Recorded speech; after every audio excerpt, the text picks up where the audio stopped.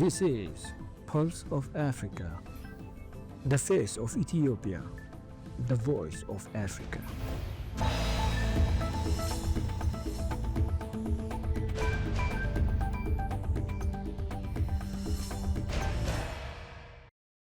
Hello viewers, you're watching Pulse of Africa. I'm Janita Spai for the main news. First, our top stories for today. Kenya and Germany host East Africa's first green hydrogen symposium. Investors from Brazil, Belarus and Saudi Arabia eye Nigeria's agriculture. President Tebboune holds talk with Slovenian Prime Minister in Ljubljana. Trump meets Syria's Al-Shara, signals possible normalization of ties. Now, the news in detail. Kenya and Germany have launched East Africa's first green hydrogen symposium in Nairobi, bringing together over 250 delegates to shape a regional hydrogen agenda.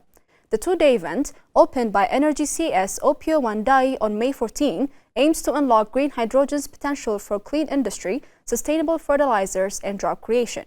Germany pledged 100 million euros to support the initiative through its climate and development partnership with Kenya. Now to South Africa.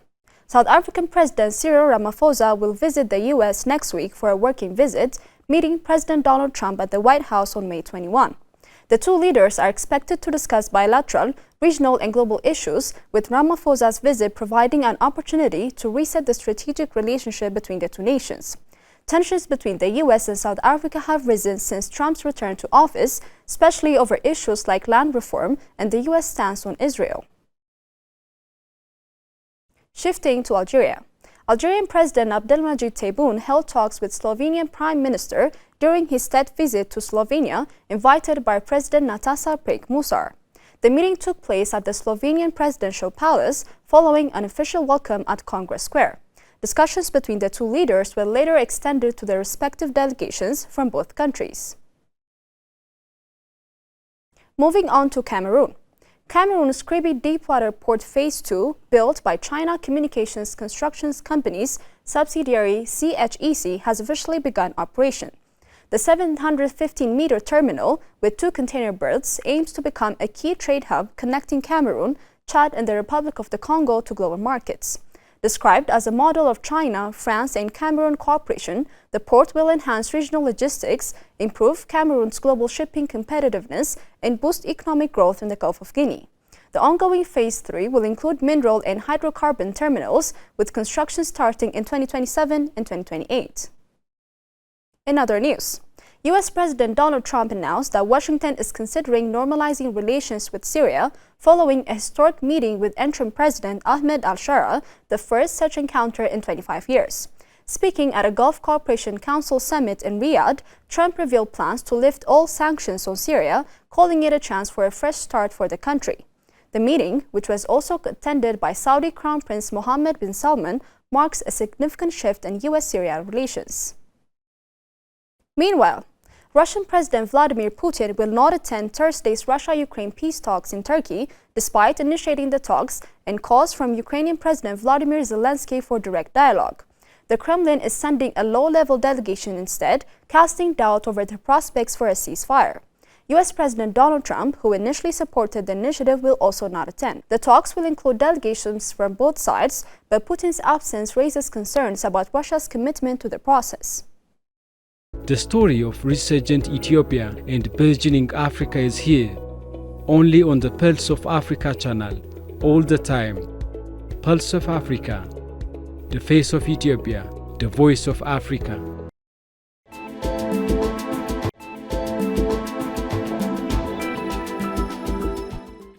Turning to business news. Nigeria's Minister of Budget and Economic Planning, Senator Abubakar Atiku Bagudu, announced growing investment from Brazil, Belarus and Saudi Arabia in Nigeria's agriculture sector. He credited increase to the bold reforms by President Bola Ahmed Tinubu's administration, which has boosted confidence from global economic bodies and investors. Bagudu highlighted that credible policies, transparent environments and strong GDP growth have attracted investment. He also pointed out that for the first time in 25 years, Nigeria is refining oil, showcasing the administration's commitment to strengthening the country's economy. Finally, Qatar Airways has announced a record-breaking deal with Boeing to purchase up to 210 wide-body aircraft, the largest such order in Boeing's history. The agreement includes 130 787 Dreamliners, 30 779s, and options for 50 more jets. Both companies hailed the partnership as a major step in fleet expansion and future growth. The deal highlights Qatar Airways' strategic plans to modernize and expand its long-haul fleet to meet rising global travel demand.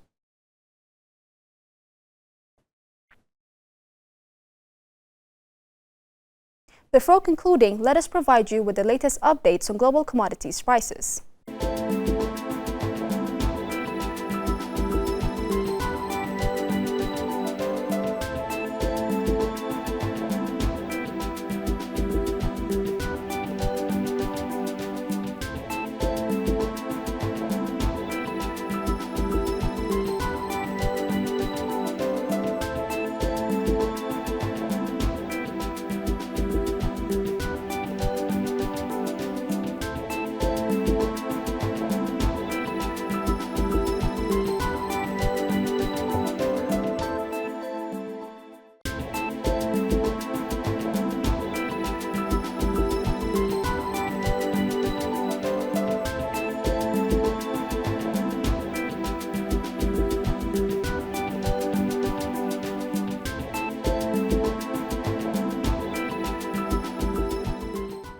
Now to weather updates.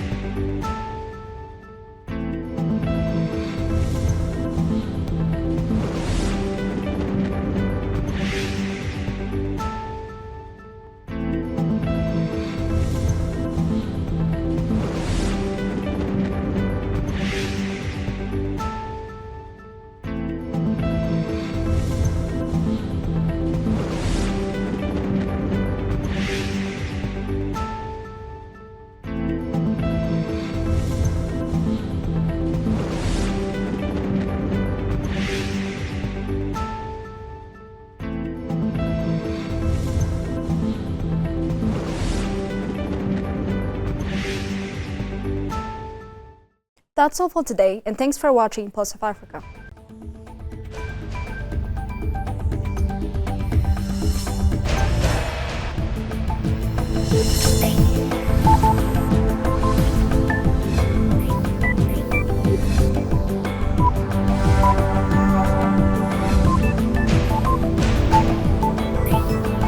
This is Pulse of Africa, the face of Ethiopia, the voice of Africa.